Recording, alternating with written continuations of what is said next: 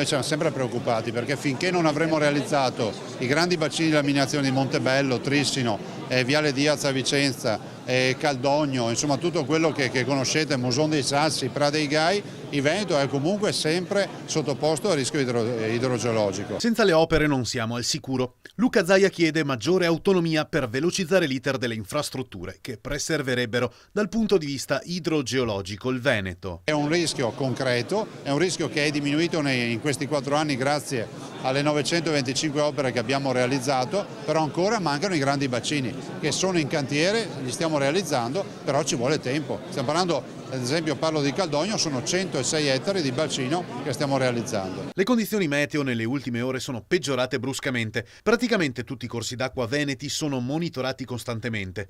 La Protezione Civile regionale ha emanato un nuovo bollettino alzando l'asticella dello stato di guardia. In riferimento alla situazione meteorologica, il centro funzionale decentrato della Regione Veneto ha dichiarato dalle 14 di oggi alle 14 di venerdì 7 novembre l'allerta.